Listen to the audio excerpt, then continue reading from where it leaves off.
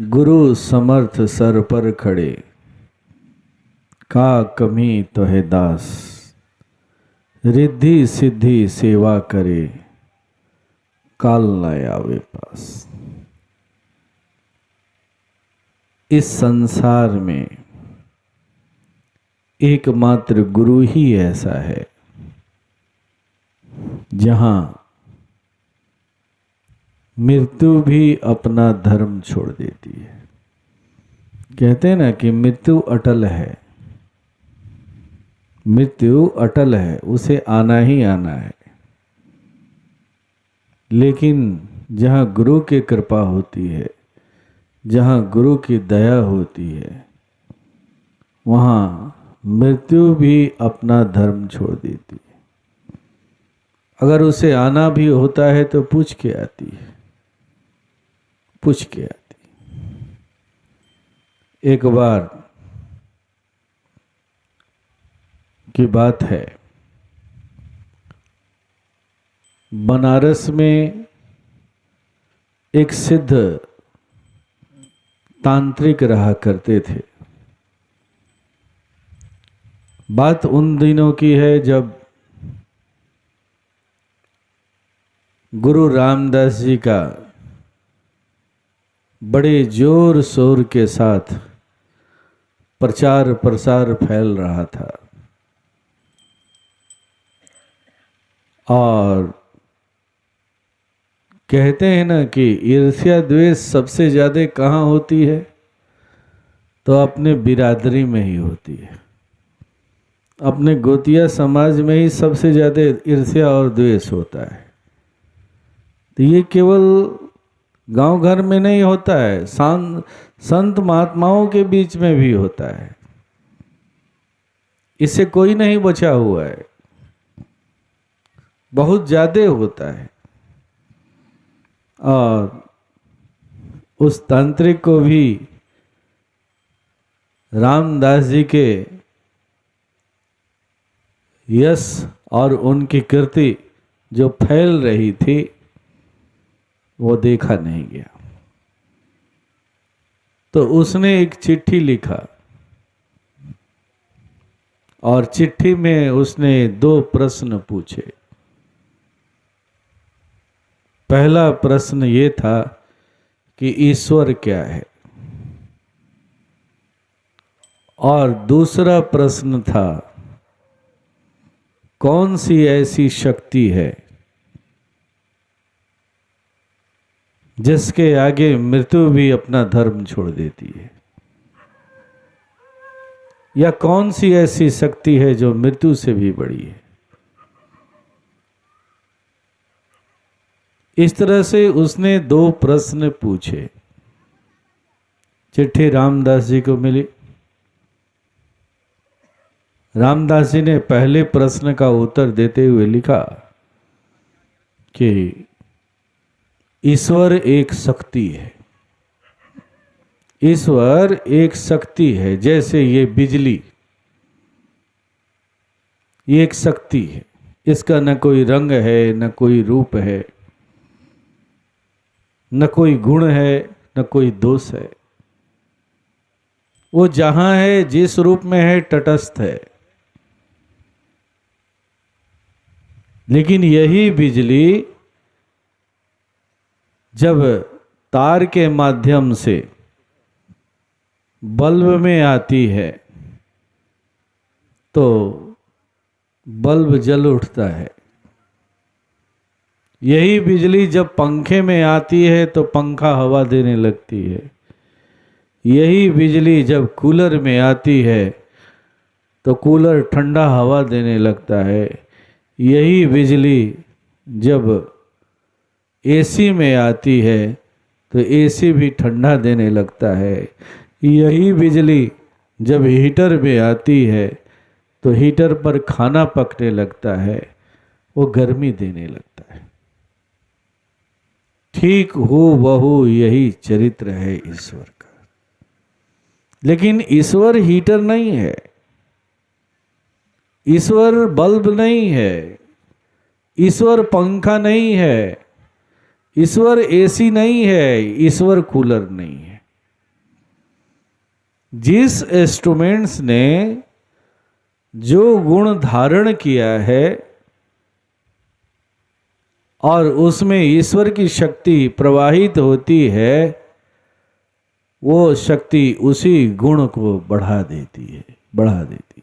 जैसे बिजली ने पंखे में आकर के हवा देने के गुण को बढ़ा दिया, जैसे बल्ब में आकर के प्रकाश देने वाले गुण को बढ़ा दिया, उजागर कर दिया, जैसे हीटर में आकर के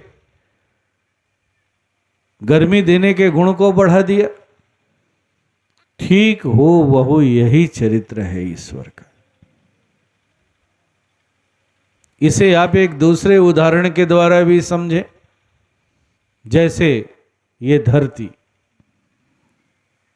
धरती के ऊपर आप एक मिर्ची का पौधा लगा दें, एक ईख का पौधा लगा दें और एक नींबू का पौधा लगा दें।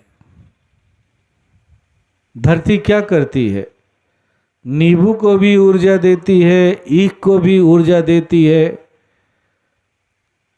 और मिर्ची के पौधे को भी ऊर्जा देती है, तीनों को अपनी शक्ति देती है। लेकिन नींबू धरती के शक्ति को पाकर के वो जो फल देता है, उस फल का गुण कैसा है? तो खट्टा है। मिर्ची का पौधा उसी धरती से शक्ति प्राप्त करता है और फिर जब उसमें फल आते हैं तो उस फल का गुण क्या है? तो तीता है।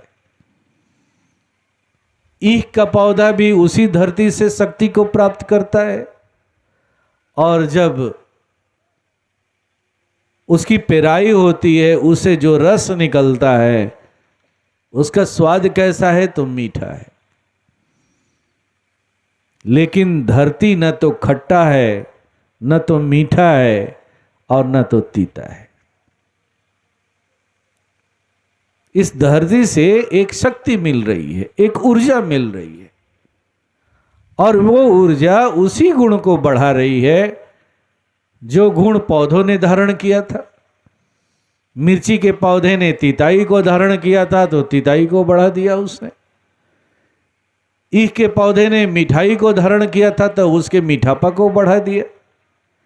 नींबू के पौधे ने खटापन को धारण किया था तो धरती की जो ऊर्जा है उसने उसके खटापन को बढ़ा दिया। यही चरित्र है ईश्वर का, यही चरित्र है ईश्वर का।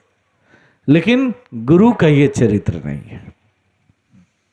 गुरु का चरित्र इससे भिन्न है। गुरु का चरित्र इससे भिन्न है। गुरु से भी हमें ऊर्जा प्राप्त होती है, लेकिन गुरु से वही ऊर्जा प्राप्त होती है जो हमें जरूरत है। कभी वो नकारात्मक ऊर्जा नहीं देता है। गुरु का चरित्र कैसा है? तो उस ओजोन परत की तरह है। जैसे सूर्य से बहुत सारी किरणें निकलती है और अगर वो सारी किरणें इस पृथ्वी पर आ जाएं तो पृथ्वी का जीवन जो है ना नष्ट हो जाए। जितने जीव जंतु हैं तरह तरह के बीमारियों से ग्रसित हो जाए, उनका जीवन नष्ट हो जाए, उनका विकास रुक जाए। तो ऐसे में ओजोन परत क्या करता है? तो उन सारी किरणों को, जिन किरणों से इस पृथ्वी लोक का नुकसान है, उन सारी किरणों को सोख लेता है, आने नहीं देता है। वो केवल और केवल उन्हीं किरणों को आने देता है जिन किरणों को आने से यहां पर जीवन को पोषण मिलता है। ये चरित्र है गुरु का। यही फर्क है गुरु और ईश्वर में। और दूसरा प्रश्न था कि कौन ऐसी शक्ति है जो मृत्यु को भी टाल सकती है? तो पहले प्रश्न का उत्तर रामदास जी ने दे करके तो भेज दिया, लेकिन उन्होंने दूसरे प्रश्न का उत्तर नहीं दिया। दूसरे प्रश्न के उत्तर में उन्होंने लिख दिया कि जब कभी आपसे भेंट होगी तब मैं आपको इसका जवाब दे दूंगा। इस तरह कुछ दिन बीत गए और रामदास जी एक दिन एक छोटे से बालक को अपने शिष्य के रूप में वर्ण किया। बहुत से मंत्रों का उन्होंने उसे दीक्षा दिया। कुछ दिन तक उसे अपने साथ रखा, तैयार किया और एक दिन कहते हैं कि उसे ले करके बनारस के करीब गए और बनारस शहर के बगल में एक जंगल था। उसी जंगल में उन्होंने रुकने का निर्णय लिया।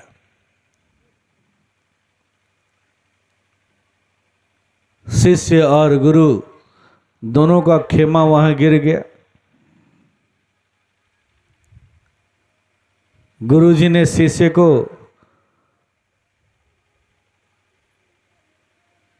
ब्रह्म विद्या तो दी ही थी और शिष्यत्व भी धारण कराया था।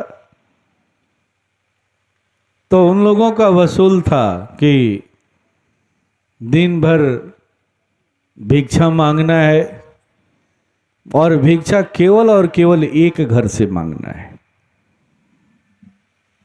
और उस घर से जो भिक्षा मिल जाए उसी भिक्षा से दोनों शिष्य और गुरु अपना भोजन किया करते। अगर थोड़ा मिल गया तो थोड़ा में ही कर लेते, अगर नहीं मिला तो कोई बात नहीं। लेकिन उन्होंने वसूल बनाया था कि केवल एक घर से प्रतिदिन भिक्षा मांगना है। एक दिन गुरुजी ने कहा कि जाओ भिक्षा मांग करके ले आओ, भूख लगी है। लेकिन जिस दरवाजे पर जाना मुफ्त की भिक्षा मत लेना, मुफ्त की भिक्षा मत लेना। अगर जाना तो उसे कुछ देना। एक सन्यासी एक जोगी क्या दे सकता है? तो कुछ नहीं दे सकता है तो कम से कम वहाँ 2 मिनट 5 मिनट खड़ा होकर के प्रभु का गुणगान तो कर सकता है, ईश्वर का गुणगान तो कर सकता है। इसलिए जिसके भी दरवाजे पर जाना वहां पर एक मंत्र का उच्चारण करना। गुरुजी ने उसे एक मंत्र सिखाया था, कहा कि इसी मंत्र का उच्चारण करना और इसके एवज में तुम्हें जो भिक्षा मिले उसे लेकर के चले आना। उस मंत्र का मतलब क्या था? तो इस दुनिया में मेरे गुरु से महान कोई नहीं है, मेरा गुरु ही सर्वश्रेष्ठ है। इस सृष्टि में गुरु से बढ़कर के कोई नहीं है। यही उस मंत्र का हिंदी में अर्थ था। मंत्र संस्कृत में था। बच्चा अर्थ जानता नहीं था, बस मंत्र को याद कर लिया था और घूमते घुमाते भिक्षा मांगने के क्रम में वो लड़का संजोगवश उसी तांत्रिक के दरवाजे पर जा पहुंचा और दरवाजा खटखटाया और गुरुजी ने जो मंत्र सिखाया था उस मंत्र का उच्चारण किया, जिसका अर्थ था इस संसार में गुरु से बढ़कर के कोई नहीं है, मेरा गुरु सबसे महान है, सबसे महान है। मैंने शुरू में एक बात कही थी कि ईर्ष्या द्वेष बड़े बड़े संत महात्माओं को भी नहीं छोड़ता है। ये बिरादरी का दोष है। ये हर जगह देखने को मिलता है। जैसे ही ये आवाज उस तांत्रिक के कान में गई, वो गुस्से से आग बबूला उठा। किसकी हिम्मत है जो हमारे दरवाजे पर किसी दूसरे गुरु का गुणगान कर रहा है? किसकी हिम्मत है? उस तांत्रिक से पूरा बनारस शहर थर थर कांपता था उसके डर से। कोई उसके विरुद्ध में बोलने की हिम्मत नहीं करता था, इतना बड़ा प्रभाव था उसका। लेकिन वो बालक क्या जाने, बस गुरु ने जो सिखाया था वो रट रहा था। मेरा गुरु सबसे बड़ा है, मेरा गुरु सबसे महान है, गुरु से बढ़कर के कोई नहीं है। और जैसे ही ये आवाज उस तांत्रिक के कान में गई, वो आग बबूला, दौड़े दौड़े आंख लाल लाल किए हुए वो मुख्य दरवाजे पर आया। दरवाजा खोल करके देखता है तो एक छोटा सा बालक अपनी धुन में मंत्र का उच्चारण किए जा रहा है। उस तांत्रिक को इतना क्रोध आ चुका था कि उस छोटे से बालक को देख करके तरस भी नहीं आया, और उसने क्रोध में श्राप दिया कि जाओ, तुम कल का सूरज नहीं देखेगा। तुम्हारी इतनी हिम्मत कैसे हो गई कि हमारे दरवाजे पर आकर के किसी दूसरे गुरु का गुणगान करे? देखता हूं तुम्हारा गुरु क्या कर लेता है। जाओ, तुम कल का सूरज नहीं देखेगा। और इस तरह से श्राप दिया जोर से। और जैसे ही श्राप दिया, वो बच्चा डर गया, छोटा सा बालक डर गया। अब उसे भिक्षा मांगने में मन नहीं लग रहा था, उदास हो गया। और वो बड़ी तीव्र गति के साथ गुरुजी के पास आया, सारी बातें सुनाई, रोने लगा। गुरुजी ने कहा कि घबराओ मत, डरो मत, मैं हूं ना, क्यों डर रहे हो? एक काम करना, क्या तुम मेरा पैर दबा सकते हो? छोटे से बालक ने कहा कि हाँ गुरुजी, क्यों नहीं। तो तुम्हें केवल यही करना है कि जब मैं रात को यहां सोऊंगा तो तुम मेरे पैर को दबाते रहना, मेरा पैर मत छोड़ना, चाहे कुछ भी हो जाए, कोई भी आए, प्रिय से प्रिय व्यक्ति क्यों न चला आए, तुम मेरा पैर मत छोड़ना, मेरा पैर दबाते रहना। फिर कल जो होगा देखेंगे, कल क्या होता है, बस तुम केवल यही काम करना। और इस तरह से गुरुजी सो गए और वो बालक गुरुजी का पैर पकड़ के दबाने लगा। छोटा सा बालक था, कितना देर दबाता, दबाते दबाते गुरुजी के पैर पर ही पैर पकड़ के सो गया। वो भी सो गया, उसे भी नींद आ गई, लेकिन वो पैर को पकड़े हुए था, पैर छोड़ा नहीं था। जैसे गुरुजी ने सिखाया था उसी भाव में गुरुजी के पैर को पकड़े हुए था और पैर पर ही पैर दबाते दबाते सो गया। जब रात्रि के करीब 10-11 बजे होंगे तो उसकी मां आती है वहां पर। मां जगाती है, बेटा बेटा तू कहां चला आया है, तू कितने दिनों से घर से गायब है, तू कहां चला आया है? बहुत मेहनत से ढूंढते ढूंढते तुम्हें यहां खोजते खोजते आई हूं, तू घर नहीं चलेगा?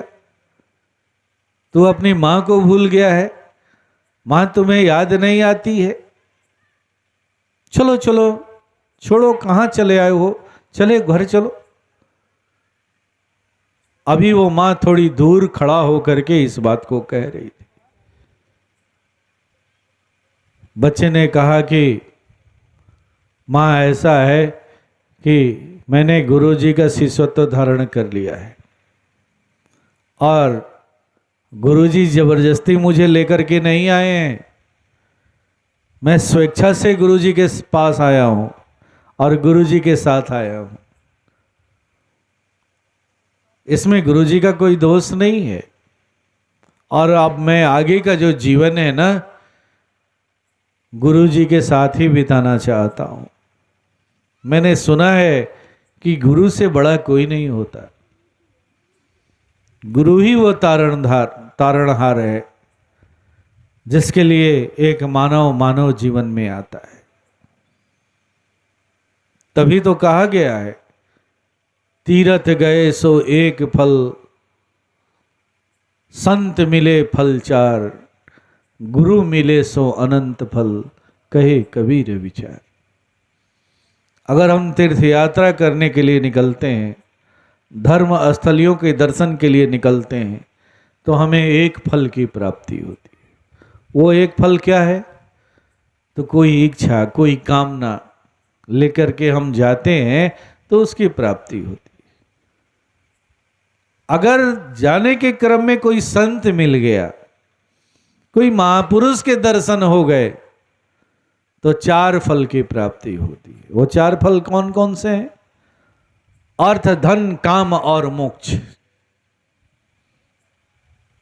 इसकी प्राप्ति होती है। लेकिन अगर उन्हीं संत महात्माओं में से किसी एक को हमने जब गुरु रूप में वर्ण कर लिया, गुरु रूप में धारण कर लिया, तो हमें अनंत फल की प्राप्ति होती है। अनंत फल की। वो अनंत फल क्या है? वही है परमपिता परमात्मा ईश्वर, जिसकी पूजा आप एक व्रत के रूप में करते हैं। माताएं करती हैं ना, अनंत त्योहार मनाती हैं। अनंत भगवान का त्योहार मनाती हैं। वो भगवान क्या है? वही है जो अनलिमिटेड है, जिसके बारे में कहा गया है कि वो नेति नेति है, वो अनंत है, उसकी कोई सीमा नहीं है। वैसा भगवान जो असीमित है, वो भी प्राप्त होता है, वो भी एक सीमा में बंधता है। किसके प्रताप से? तो गुरु के प्रताप से। जब हमें गुरु की प्राप्ति हो जाती, यही बात उस बालक ने समझाया कि माँ, मेरा जीवन तो अब गुरुजी के साथ है। इधर माँ अपनी माया फेंक रही है, नहीं नहीं बेटा, तुम्हें चलना चाहिए, हमने इतने प्यार से पोसा है, पाला है, तुम कहाँ चले आए हो? लड़का बोला कि माँ, इतनी दूर से क्यों बात कर रही हो, करीब क्यों नहीं चली आती हो? तो नहीं नहीं, मैं वहां नहीं आ सकती। इसलिए नहीं आ सकती कि रात्रि में पर पुरुष के पास नहीं जाया जाता है। बच्चे ने कहा कि वो पर पुरुष का है, मेरे गुरुजी है, और साथ ही साथ मैं भी तो यहां मौजूद हूं, कोई अकेली तो हो नहीं। लेकिन मां करीब आने के लिए वो तैयार नहीं थी। वो तैयार हो भी तो कैसे हो, वो तो मां थी नहीं, उस तांत्रिक द्वारा भेजी गई माया थी। माया थी, जैसा कि तांत्रिक ने कहा था ना कि कल का तो सूरज नहीं देखेगा। तांत्रिक ने अपनी सिद्धियों को भेजा था, लेकिन बच्चा किसी भी हालत में गुरु जी के पैर को छोड़ने के लिए तैयार नहीं था। थोड़ी देर के बाद थक हार करके कहते हैं कि उसकी मां चली जाती है। फिर मध्य रात्रि के 12 बजे के बाद एक विकराल राक्षसी प्रकट होती है। बड़े बड़े बाल हैं, तरह तरह से वो डरा रही है, अब मैं तुम्हें खा जाऊंगी, मार दूंगी, जल्दी उनके पैर छोड़ दो। तरह तरह से वो डराती रही। जब बच्चा डरने लगा तो अपनी आंखें बंद कर लिया और गुरुजी के पैर को बड़ी जोर के साथ पकड़ करके बैठा रहा। कुछ नहीं सुन रहा है, जैसे उसने अपने कान को बंद कर लिया हो और आंखें तो बंद ही कर लिया था। वो तरह तरह से तांडव मचाते रही, कभी आंधी आता रहा, कभी तूफान आता रहा, जैसे लग रहा था कि कोई बवंडर उन्हें उड़ा करके लेकर के चला जाएगा। लेकिन हर परिस्थिति में वो बच्चा अपनी आंखें बंद किए हुए गुरु जी के पैर को पकड़े रहा, उसने नहीं छोड़ा। इस तरह से रात्रि के तीसरे पहर भी एक घटना घटी। तीनों पहर, रात्रि के तीनों पहर, प्रारंभिक पहर में, मध्य पहर में और अंतिम प्रहर में भी तरह तरह से घटनाएं घटती रही, लेकिन वो बालक पैर नहीं छोड़ा। सुबह हो गया, सूर्योदय हो गया, 8 बज गए, अभी तक गुरुजी आराम से सोए हुए हैं। बच्चा इधर सोच रहा है कि आज तो अनोखी बात देखने को मिल रही है। गुरुजी ब्रह्म बेला में ही रोज जग जाते हैं, आज 8 बज गए, सूर्योदय हो गया, सोए हुए। थोड़ी देर के बाद गुरुजी जगते हैं और जब देखते हैं कि सूर्योदय हो चुका है, बच्चा का भी चेहरा अब थोड़ा सा खिला हुआ है, उसका डर खत्म हो गया है, क्योंकि उस तांत्रिक ने कहा था कि सूर्योदय नहीं देखेगा, यहां तो सूर्योदय हो चुका है। तब गुरुजी ने कहा कि एक काम करो, बड़ी जोर की भूख लगी है, कल भी नहीं खाए थे, आज जाओ भिक्षा मांग करके ले आओ और उस दरवाजे पर जरूर जाना,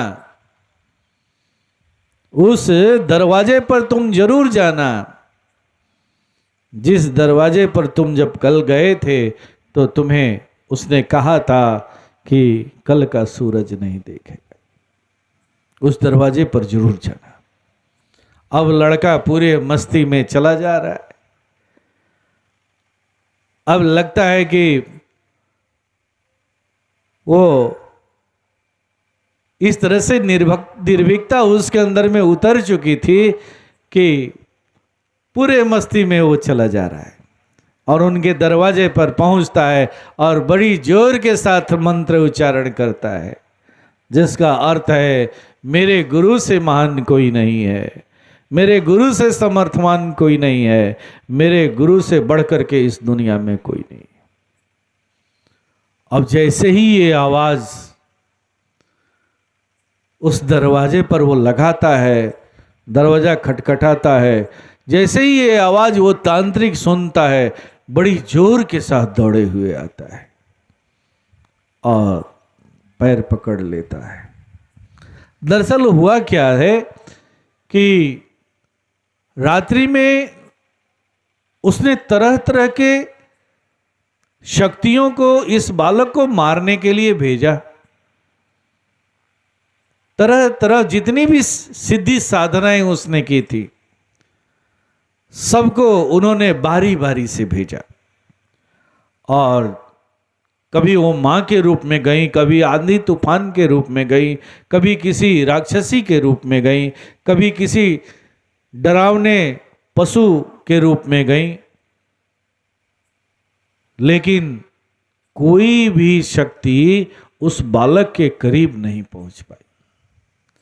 और जब वहां से वो लौट करके आई तो उन लोगों ने उस सिद्ध तांत्रिक को बड़ी जोर से फटकारा कि अरे मूर्ख, तुम कैसा मूर्ख है जो हम लोगों को ऐसे जगह पर भेज दिया था जहां हम लोग जलते जलते बचे। तुम्हें सहूर नहीं है कि हमें कैसे रख सको,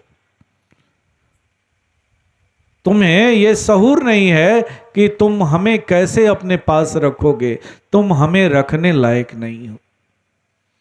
तुमने तो ऐसी जगह भेज दिया था कि अगर हम लोग वहां से उल्टे पैर भागे नहीं होते तो हम जल करके नष्ट हो गए होते, खाक हो गए होते, हमारा अस्तित्व ही समाप्त हो गया होता, मिट गया होता। कितने बड़े मूर्ख हो तुम। और इस तरह से वो जितनी भी तांत्रिक की शक्तियां थीं, सारी शक्तियों ने उसे धिक्कारते हुए उसे छोड़ करके रात्र में ही चली गई थी। अब तांत्रिक लाचार हो चुका था, उसके पास कुछ भी नहीं था। और जैसे ही सुबह उसने बालक को देखा, दौड़ते हुए उसके आकर के गोड़ पर गिरा और पूछा कि तुम्हारे गुरुजी कहाँ हैं, कौन है, मैं उनसे मिलना चाहता हूं। तो उस बालक ने कहा कि हाँ, मेरे गुरुजी यहीं बगल के जंगल में ठहरे हुए हैं, आप चाहें तो मिल सकते हैं। तांत्रिक ने कहा कि थोड़ा सा और ठहर जाओ, 2 मिनट ठहर जाओ, मैं कुछ सामान लेकर के जाना चाहता हूँ, खाली हाथ नहीं जाना चाहता। और कहते हैं कि वो अपने घर में गया। आज तक उसने जितने भी सोने, चांदी, हीरे, जवाहरात इकट्ठा किए थे, वो सारे के सारे उसने एक मोटरी में, एक गठरी में बांधा और अपने सर पर उठाया और लेकर के चल पड़ा और जंगल में पहुंचा जहां रामदास जी ठहरे हुए थे। रामदास जी के करीब जाकर के सारा गठरी उनके चरणों में रख दिया। रामदास जी ने पूछा, क्या तुम वही तांत्रिक हो ना जिसने मुझे चिट्ठी लिखा था कि ईश्वर क्या है, ईश्वर और गुरु में क्या अंतर है, और दूसरा प्रश्न पूछा था कि मृत्यु, इस संसार में कौन ऐसा है जो मृत्यु को भी टाल सकता है। तो आशा है कि तुमको अपने प्रश्न का उत्तर मिल गया होगा। पहले प्रश्न का उत्तर तो मैंने चिट्ठी के में ही लिख के भेज दिया था, लेकिन दूसरे प्रश्न का उत्तर दिया नहीं था, और तुम्हारे इस दूसरे प्रश्न का उत्तर देने के लिए ही मैं यहां आया था और इस छोटे से बालक को तुम्हारे दरवाजे पर भिक्षा मांगने के लिए भेजा था। आशा है अब तुम्हें समझ में आ गया होगा, तुम्हारे दूसरे प्रश्न का तुम्हें उत्तर मिल गया होगा। तांत्रिक पैर पकड़ लिया, कहने लगा कि हाँ गुरुजी, मुझे दूसरे प्रश्न का उत्तर मिल गया है। अब आप मुझे अपना लीजिए गुरुजी, अपना लीजिए। मैं आज तक पूरा जीवन तंत्र मंत्र की साधनाओं में ही बिता दिया, तरह तरह की शक्तियों को अर्जित करने में ही मिटा दिया, और इससे मुझे कुछ प्राप्त नहीं हुआ। केवल और केवल प्राप्त हुआ तो केवल अहंकार ही प्राप्त हुआ, इसके अलावे कुछ भी प्राप्त नहीं हुआ, कुछ भी प्राप्त नहीं। इसलिए मैं अब आपके पथ पर चलना चाहता हूं, आप मुझे स्वीकार कीजिए। गुरुजी ने भी उसे स्वीकार किया और ब्रह्म विद्या का दान किया, और उन्होंने कहा कि इस दुनिया में इससे बड़ी कोई विद्या नहीं है और कोई श्रेष्ठ विद्या नहीं है। निकृष्ट साधनाओं को, छोटी मोटी साधनाओं को तुम करके थोड़ी सी शक्ति तो अर्जित कर सकते हो, लेकिन उसे तुम्हारा कुछ होने वाला नहीं है। जब भी होगा तो तुम्हें इस ब्रह्म विद्या के द्वारा ही होगा। अगर तुम अपनी अपूर्णता की गरीबी को दूर करना चाहते हो, पूर्णता को प्राप्त करना चाहते हो, तो तुम्हें इसी विद्या के शरण में आना होगा।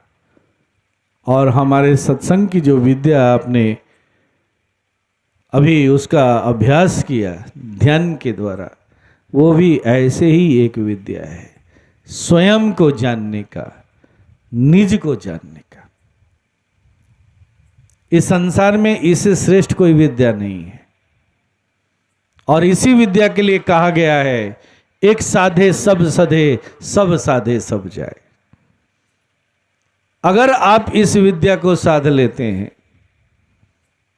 तो इस सृष्टि की कोई ऐसी चीज नहीं है जो आपसे अछूती रह जाए, अछूती रह जाए। ऐसे ही विद्या के लिए कहा गया।